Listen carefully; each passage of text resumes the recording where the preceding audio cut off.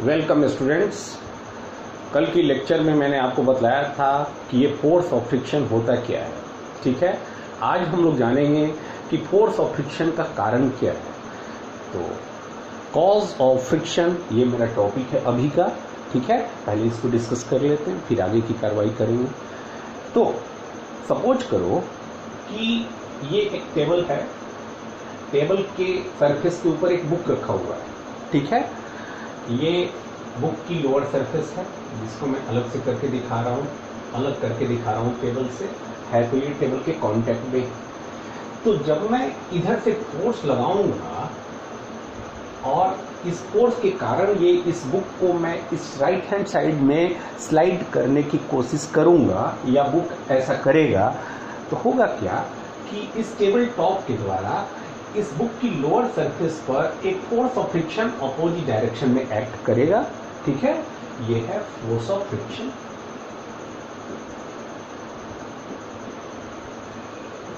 ठीक है, जो कि विरोध करेगा अप्लाइड फोर्स इस डायरेक्शन में, और जो फ्रिक्शनल फोर्स है वो टेंजेंशियली सरफेस के लॉन्ग अपोजिट डायरेक्शन में, जिसकी वजह से ये मोशन रेसिस्ट होगा, मोशन अपोज होगा इस मोशन का।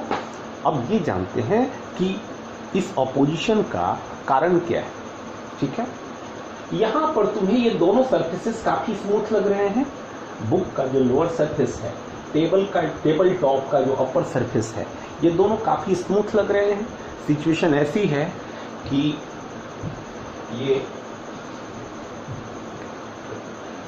ये जैसे कॉपी है, इसका अपर सरफेस काफी स्मूथ है, क्लियर हो रहा है, छूने में चिकना लग रहा है।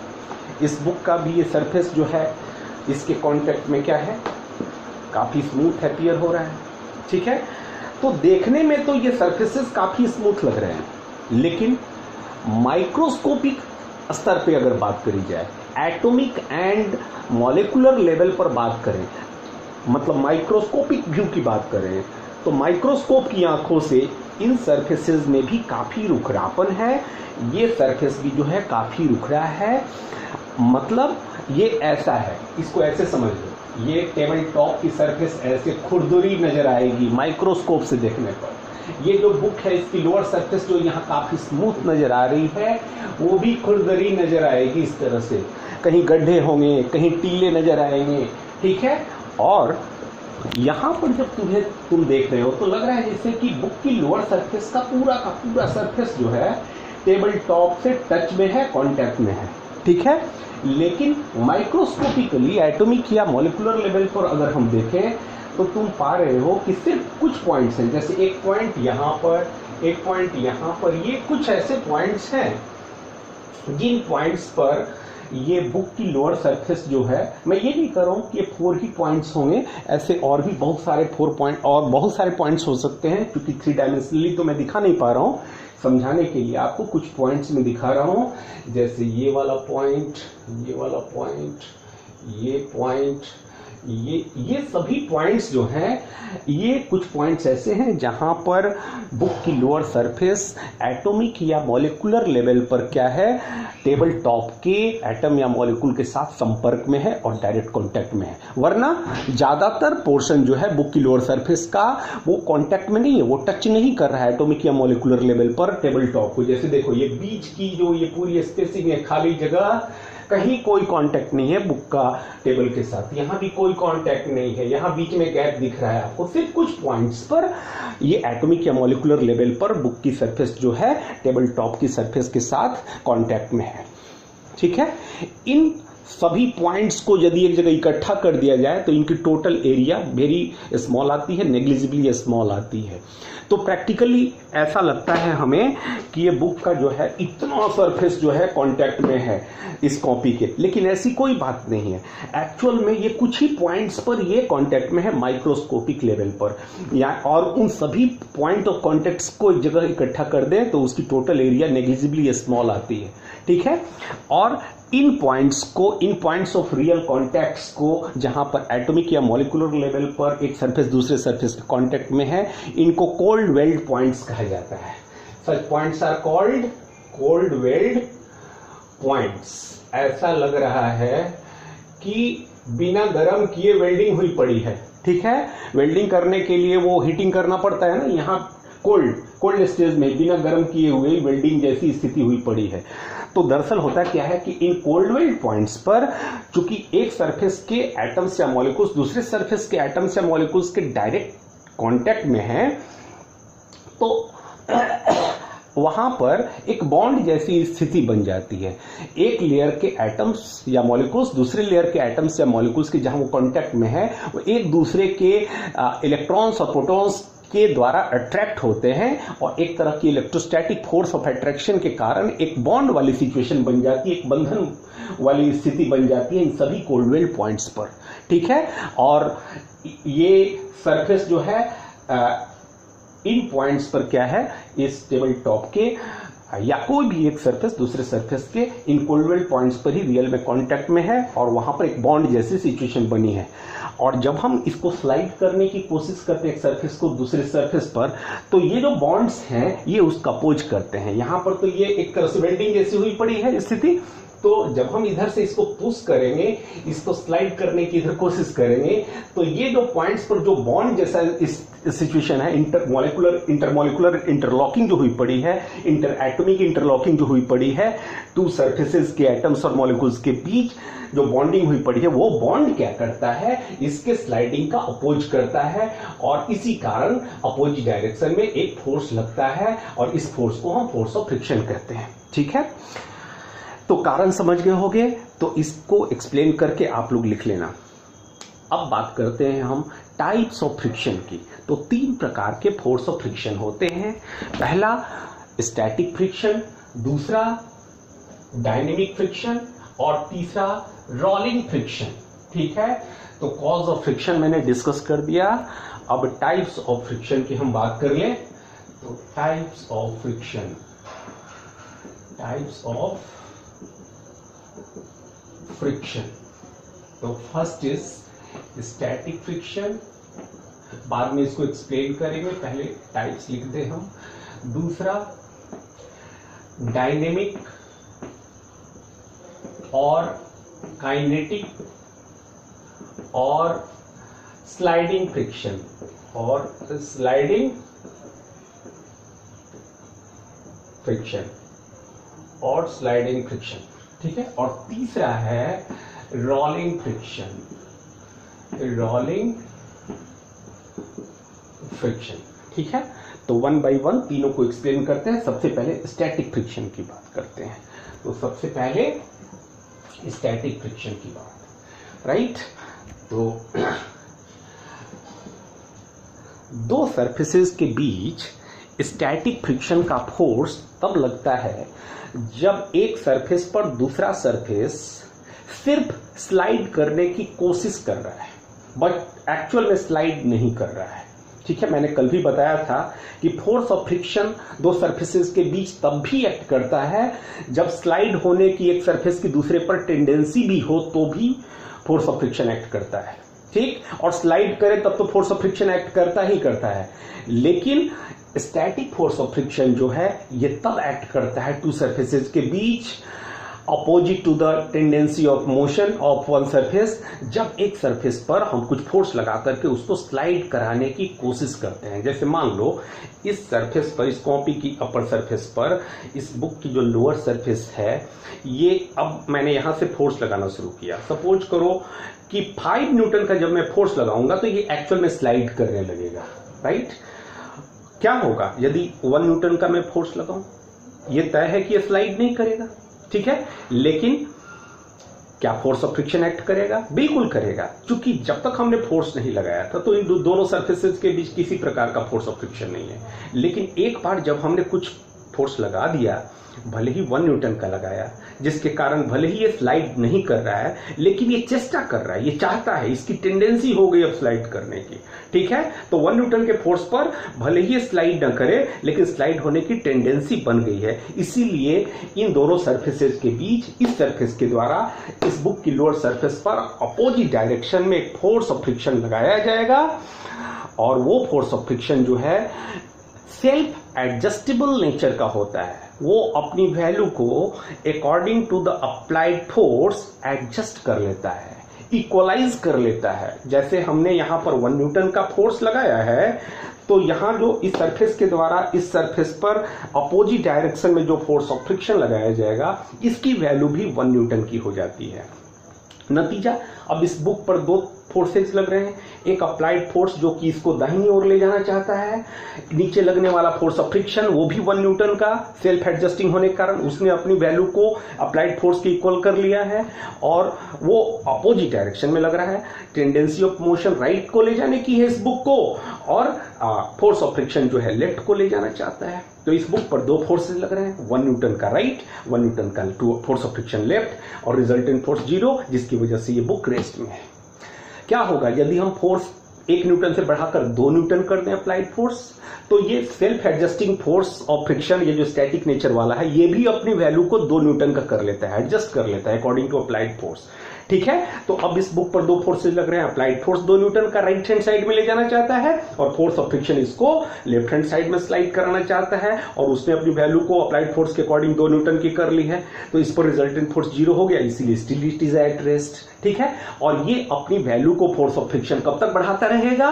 तब तक बढ़ाता रहेगा जब तक कि ये बुक्स, ये ऊपर वाला सरफेस स्लाइड होने को ना हो जाए। ठीक है, यानी कि ये जो स्टैटिक फ्रिक्शन है इस लोअर सरफेस के द्वारा अपर सरफेस की बॉटम में टेंजेंशियली अपोजिट डायरेक्शन में, opposite to the tendency of motion direction में जो एक्ट कर रहा है, ये फोर्स सेल्फ एडजस्टिंग नेचर का है, और ये स्टैटिक फ्रिक्शन का फोर्स जो है अपनी वैल्यू को अप्लाइड फोर्स के इक्वल कर लेता है और एडजस्ट कर लेता है, और इसकी वैल्यू जो है वैरी कर रही होती है। इसकी वैल्यू कोई फिक्स नहीं होती है, अप्लाइड फोर्स जितना रखोगे उतनी ही इसकी वैल्यू रहेगी।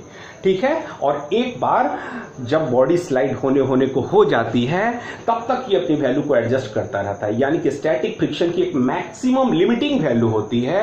स्टैटिक फ्रिक्शन जो है एक मैक्सिमम लिमिटिंग वैल्यू तक अपनी वैल्यू को एडजस्ट कर सकता है, और उसके बाद नहीं, उसके बाद बॉडी स्लाइड होने लगती है। समझ में आ रही बात? तो उस लिमिटिंग फ्रिक्शन को हम क्या कहते हैं? एफ लिमिट लिखते हैं, या स्टैटिक फोर्स ऑफ फ्रिक्शन की मैक्सिमम वैल्यू से डिनोट करते हैं। What is this? Static friction की ये क्या है? मैक्सिमम वैल्यू को लिमिटिंग फ्रिक्शन कहते हैं, और इससे ज्यादा अगर अप्लाइड फोर्स बॉडी पर हम लगा दें तो बॉडी एक्चुअल में स्लाइड होने लगती है, और उसके बाद जो फोर्स ऑफ फ्रिक्शन एक्ट करता है बॉडी पर सरफेस के along tangentially opposite to the direction of motion of the body, उसको हम क्या कहते हैं? उसका नाम काइनेटिक फ्रिक्शन या डायनेमिक फ्रिक्शन या स्लाइडिंग फ्रिक्शन हो जाता है। तो ये स्टैटिक फ्रिक्शन हुआ क्या? डिफाइन कैसे करोगे? तो ऐसे डिफाइन करोगे कि this is the type of force of friction, type of force of friction which comes into play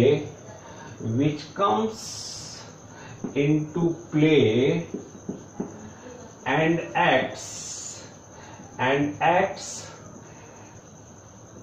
tangentially when a body tends to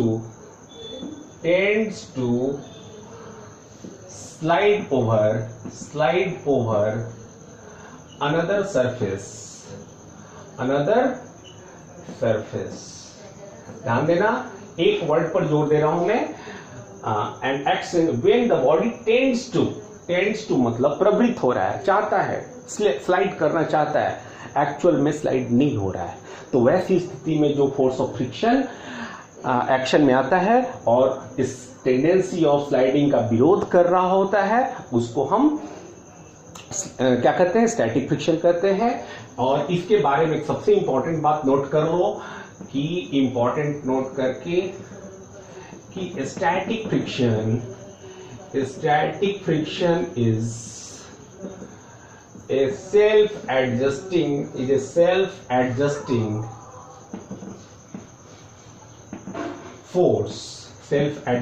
force which adjusts its value, जो अपनी वैल्यू को adjust करता रहता है according to the applied force, according to the applied force. और कब तक? Till, जब तक कि इसकी एक लिमिटिंग वैल्यू नहीं अटेन हो जाती है. तो it adjust its value according to the applied force till the body is on the verge of sliding, and at this time जब बॉडी स्लाइड होने को हो जाती है, the static friction has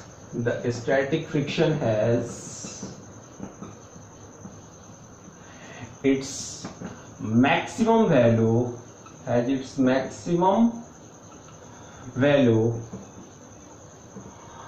called denoted by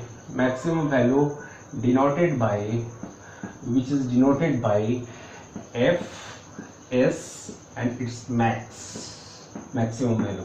ठीक है, तो इन चीजों को आप नोट कर लीजिए. Static friction is self adjusting force which adjusts its value according to the applied force till the body is on the verge of sliding. And when the body is at the verge of sliding, at this time the static force of friction has its maximum value,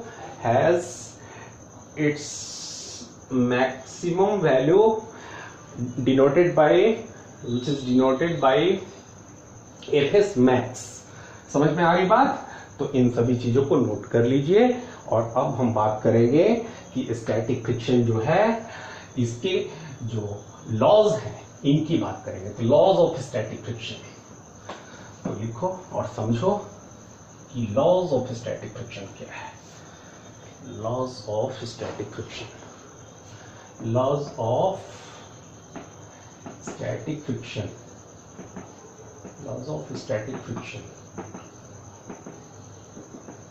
ठीक है. तो पहली बात कि जो to surfaces के बीच जो static friction की वैल्यू है कब एक्ट करती है, ये तो जान गए. जब बॉडी में एक्चुअल स्लाइडिंग नहीं हो रही होती है, सिर्फ स्लाइडिंग की टेंडेंसी होती है. ठीक है. और ये इसकी मैग्नीट्यूड जो है इस बात पर डिपेंड करती है कि दोनों सरफेसेज जो हैं किस मटेरियल के बने हुए हैं और दोनों सरफेसेज कितने रुखड़े या कितने चिकने हैं, यानी कि उनकी स्टेट ऑफ पॉलिश पर डिपेंड करती है. तो द मैग्नीट्यूड ऑफ, पहला क्या है लॉज ऑफ स्टैटिक फ्रिक्शन में, the magnitude of the force of friction, static friction depends upon the nature of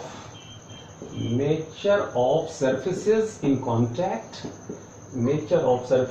in actual contact, and their state of polish,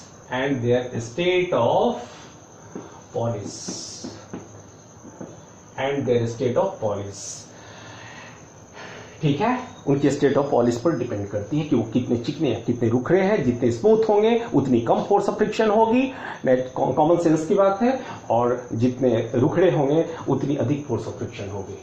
ठीक है.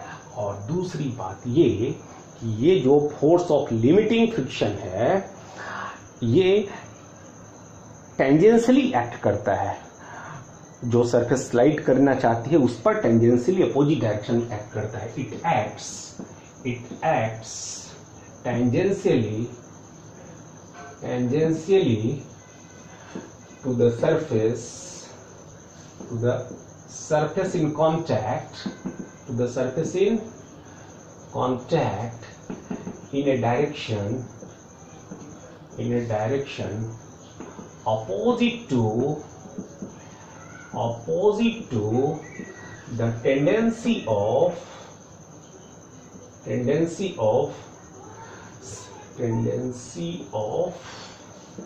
sliding. ठीक है. ठीक है, opposite to the direction of opposite to the direction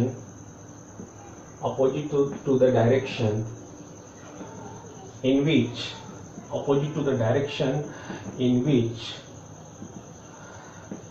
the body tends to slide. अब ये तो समझ ही रहे होगे, ठीक है। बात करें थर्ड लॉ की, तो ये सबसे इंपॉर्टेंट है समझने वाली बात।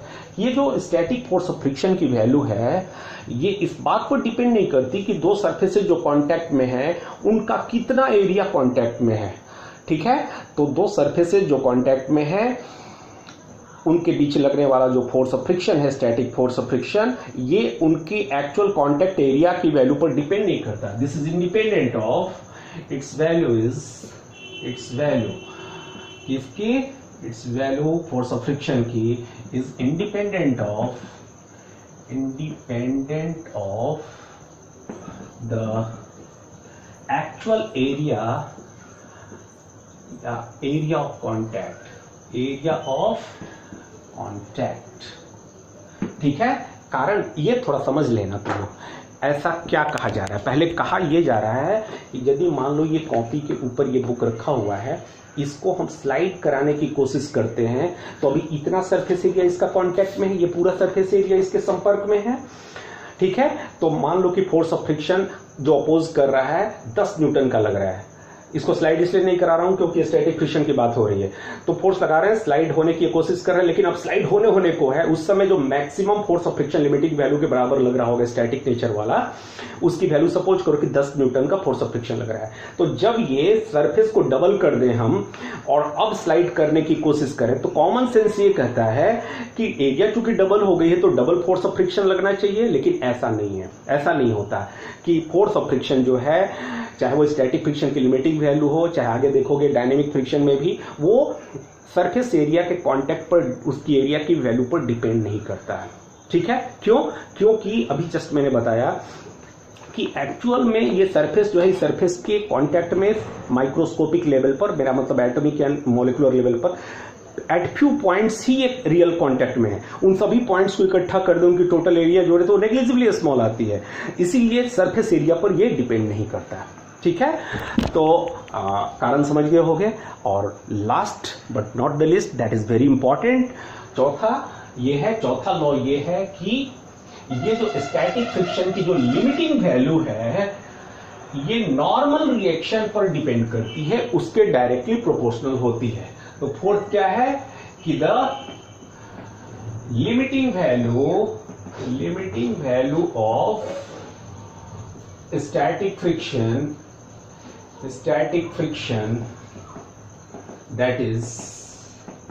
that is if S max is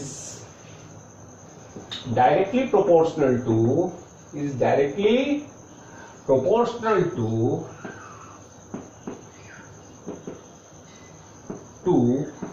the normal reaction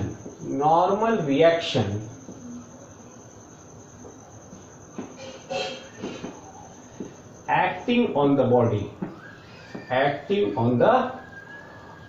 जरा इसका मतलब समझ लो। मान लो कि ये टेबल टॉप है, इस टेबल टॉप पर, इसकी सरफेस पर एक बुक रखा हुआ है, ठीक है। इसका कुछ मास होगा, उस मान लो m मास है, तो ये mg फोर्स से, m मास है तो mg फोर्स से टेबल टॉप पर लगा रहा होगा डाउनवर्ड डायरेक्शन में इसकी वेट के कारण, ठीक है। ये हो गया एक्शन, ये कंप्रेस करने की कोशिश करेगा इस टेबल टॉप को डाउनवर्ड डायरेक्शन में अपने वेट के कारण। एज ए रिएक्शन ये टेबल टॉप भी क्या करेगा, इस पर एक नॉर्मल रिएक्शन का फोर्स लगाएगा, ठीक है, जो कि यहां पर क्या होगा, n = mg होगा, ठीक है। और अगर हम इधर से स्लाइड करने की कोशिश करते हैं इस ब्लॉक को राइट हैंड साइड में, तो यहां पर ये फोर्स ऑफ फ्रिक्शन इधर की ओर एक्ट करेगा, इस लोअर सरफेस पर, इस बुक की लोअर सरफेस पर इस टेबल टॉप के द्वारा फोर्स ऑफ फ्रिक्शन इधर की ओर अप्लाई किया जाएगा। और इस फोर्स की जो फ्रिक्शन है, इस फोर्स ऑफ फ्रिक्शन की जो मैक्सिमम वैल्यू है, मेरा मतलब Fs max, ये जो है this is directly proportional to n, यही इस नॉर्मल रिएक्शन के डायरेक्टली प्रोपोर्शनल होता है। That is Fs max is directly proportional to normal reaction, clear है? ध्यान देना, नॉर्मल रिएक्शन यहां पर mg के बराबर है तो mg ले सकते हो, बट नॉर्मल रिएक्शन हमेशा mg के बराबर नहीं होता। क्यों? समझो, ये बोर्ड यहां वॉल को टच कर रहा है, तो यहां पर ये नॉर्मल रिएक्शन का फोर्स वॉल के द्वारा इसके अपर सरफेस पर लगाया जा रहा है इधर की ओर, लेकिन ये नॉर्मल रिएक्शन इसकी यहां पर वेट से इसका कोई लेना देना नहीं है, वेट के बराबर नहीं है। समझ लो बात? तो नॉर्मल रिएक्शन, मैं यहां बोर्ड को ऐसे धक्के दे रहा हूं, ऐसे मैं कुछ फोर्स लगा रहा हूं, तो ये सरफेस जो है मेरे हाथों पर अपोजिट डायरेक्शन में नॉर्मल रिएक्शन का फोर्स लगा रही है, यहां वेट से कोई लेना देना नहीं है। तो ऐसा जान लो कि नॉर्मल रिएक्शन यहां पर तो जरूर mg के बराबर है, लेकिन हर जगह mg के बराबर, वेट के बराबर नहीं होता। तो ये कॉन्सेप्ट क्लियर रखना। तो फोर्स ऑफ फ्रिक्शन की, स्टैटिक फ्रिक्शन की जो मैक्सिमम वैल्यू है, लिमिटिंग वैल्यू है, वो नॉर्मल रिएक्शन के डायरेक्टली प्रोपोर्शनल होती है। अब इक्वलाइज करोगे तो एक कोफिशिएंट आएगा, कांस्टेंट टर्म एसोसिएट होगा, और Fs मैक्स जो है this would be written as mu S N, एक कोफिशिएंट आ गया, ठीक है, म्यू एस। इसको हम क्या कहते हैं? This is called, where mu S is called, where mu S is called coefficient of static friction. इसको कोफिशिएंट ऑफ स्टैटिक फ्रिक्शन कहा जाता है, स्टैटिक फ्रिक्शन। और इसी की जो वैल्यू है वो पेयर ऑफ सरफेस पर डिपेंड करती है, उसके नेचर पर डिपेंड करती है, और दो सरफेसेस के बीच की स्टेट ऑफ पॉलिश पर, वो कितने चिकने हैं कितने रुखड़े हैं उस पर डिपेंड करती है। चिकने होंगे तो म्यू की वैल्यू कम होगी, और रुखड़े होंगे तो म्यू एस की वैल्यू ज्यादा होगी, ठीक है। तो म्यू एस वाला टर्म आता है, और ये आपका एक फॉर्मूला हो गया जिसका प्रॉब्लम सॉल्विंग में हम काफी इस्तेमाल करेंगे। तो फोर्स ऑफ स्टैटिक फ्रिक्शन की मैक्सिमम वैल्यू जो है वो म्यू एस टाइम्स एन होती है। जो भी प्रॉब्लम आपको दिया जाएगा उसमें आपको म्यू एस की वैल्यू एक गिवन पेयर ऑफ सरफेस के लिए वो गिवन होगा, ठीक है। या फिर हो सकता है आपसे म्यू एस ही निकालने को पूछ दिया जाए, आपको एन मालूम हो, फोर्स ऑफ फ्रिक्शन किसी तरह पता हो, और आपसे म्यू एस पूछ दिया जाए तो कैसे करोगे? इस इक्वेशन नंबर 1 में म्यू एस की वैल्यू कितनी हो जाएगी? F S max upon normal reaction, ठीक है। तो आप इस तरह से आप इस कोफिशिएंट ऑफ स्टैटिक फ्रिक्शन की वैल्यू निकाल लोगे। इसकी कोई यूनिट नहीं होती है, क्योंकि फोर्स ऑफ फ्रिक्शन इसकी unit newton, normal reaction is also a force, इसकी भी unit newton, newton newton cancel हो गया, तो mu has no unit, mu is unitless quantity. समझ लो बात? अब ऐसे ही जब बॉडी, एक बार बॉडी जो है स्लाइड होनी शुरू हो गई, तो अब बात करते हैं हम स्लाइडिंग फ्रिक्शन, तो भी फोर्स ऑफ फ्रिक्शन लगेगा। तो उस फोर्स ऑफ फ्रिक्शन को हम क्या कहते हैं? स्लाइडिंग फ्रिक्शन कहते हैं, ठीक है। लेकिन उससे पहले एक बात मैं बता दूं, एक ग्राफ में बताऊंगा, उसको ठीक से समझ लो।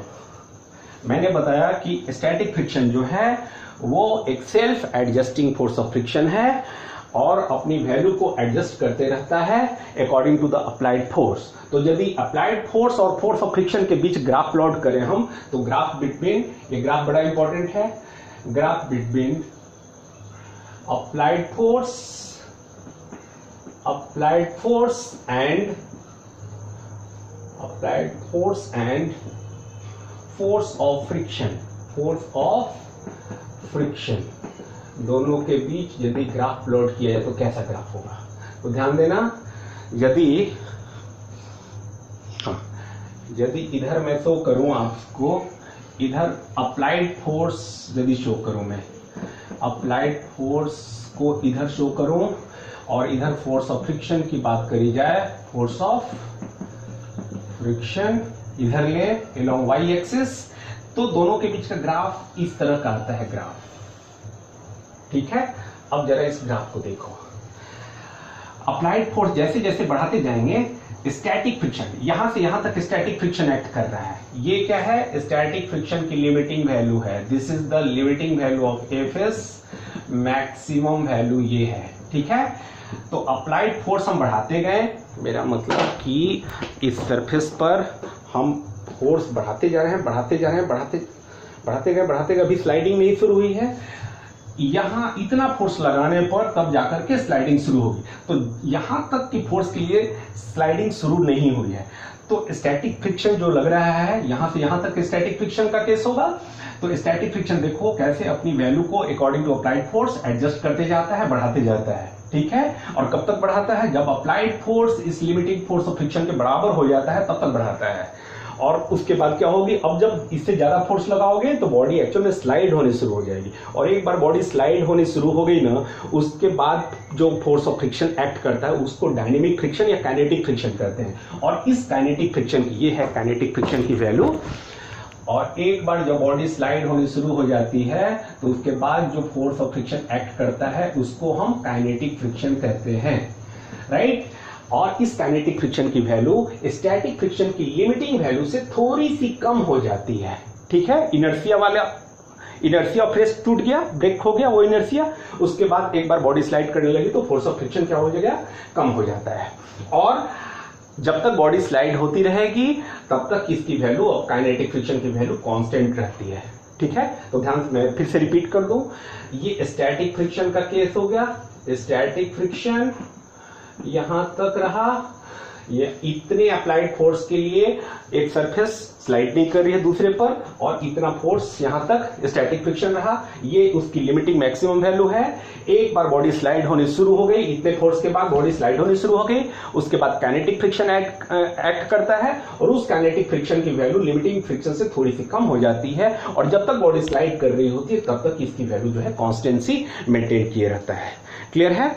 अब बात करते हैं काइनेटिक फ्रिक्शन की। तो काइनेटिक फ्रिक्शन दूसरे तरह का जो फोर्स ऑफ फ्रिक्शन है वो क्या करता है कि जब एक बार बॉडी दूसरे सरफेस पर स्लाइड होनी शुरू हो गई तो फोर्स ऑफ फ्रिक्शन जो एक्ट करता है वो काइनेटिक नेचर का होता है। तो दूसरा काइनेटिक फ्रिक्शन या sliding friction, it acts when a surface begins to slide over another surface, when one surface begins to slide over another surface। एक बार ये सरफेस दूसरे सरफेस पर स्लाइड होना शुरू हो गया तो अब यहां पर फोर्स ऑफ फ्रिक्शन लगता रहेगा, और उस फोर्स ऑफ फ्रिक्शन को हम स्लाइडिंग फ्रिक्शन कहते हैं, ठीक है। एक बात जान लो, एक बार जब ये बॉडी स्लाइड होनी शुरू हो गई तो क्या हुआ, जो पुराने कोल्ड वेल्ड पॉइंट्स पर जहां पर इंटरलॉकिंग हुई पड़ी थी उनको हमने तोड़ दिया, ब्रेक कर दिया, उन बॉन्ड्स को ब्रेक कर दिया। लेकिन जब ये आगे बढ़ता है तो नए नए बॉन्ड्स बनाते रहता है, न्यू एरियाज में न्यू पॉइंट्स पर न्यू कोल्ड वेल्ड पॉइंट्स जन्म लेंगे और वहां पर इंटरलॉकिंग बन जाएगी। फिर लगातार उनको तोड़ते रहना पड़ेगा, उनको तोड़ते रहना पड़ेगा, ठीक है। उन्हीं को तोड़ने में ये फोर्स ऑफ फ्रिक्शन लगता है, उन्हीं का तोड़ना जो है वही रुकावट डालता है। न्यू इंटरलॉकिंग्स जो बनते हैं इंटरमॉलिकुलर और इंटरएटॉमिक जो भी कह लो दो सरफेसेस के बीच, जो लगातार बनते रहते हैं जब तक बॉडी स्लाइड कर रही है तब तक, ठीक है। तो उनको लगातार तोड़ते रहना पड़ेगा, और उन्हीं के कारण से ये डायनेमिक फ्रिक्शन या काइनेटिक फ्रिक्शन का जन्म होता है। और ये जो काइनेटिक फ्रिक्शन है ये भी उन्हीं सारे लॉज को फॉलो करता है जो स्टैटिक फ्रिक्शन वाले लॉज हैं। फर्स्ट थ्री लॉज तो उन्हीं को फॉलो, ये भी एरिया पर डिपेंड नहीं करता है, सरफेस एरिया कांटेक्ट पर डिपेंड नहीं करता है, ये भी टेंजेंशियली एक्ट करता है in a direction opposite to the sliding motion, ये भी जो है स्टेट ऑफ पॉलिश पर डिपेंड करता है टू सरफेसेस के बीच। जितने चिकने सरफेसेस होंगे इसकी वैल्यू कम होगी, और जितने रफ सरफेसेस होंगे इसकी वैल्यू ज़्यादा होगी। लेकिन लास्ट वाले पॉइंट को भी ये फॉलो करता है। एक्चुअल में इसकी वैल्यू भी जो है इसको हम एक्चुअली एफ के से डिनोट करते हैं। तो पहले काइनेटिक फ्रिक्शन को डिफाइन कैसे करोगे, तो this force of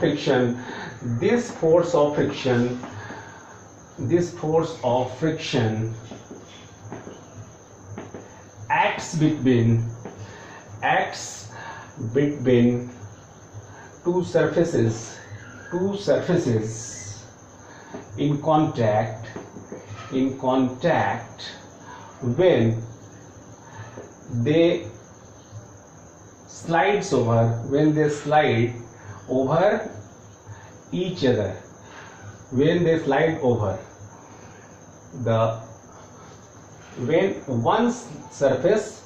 one surface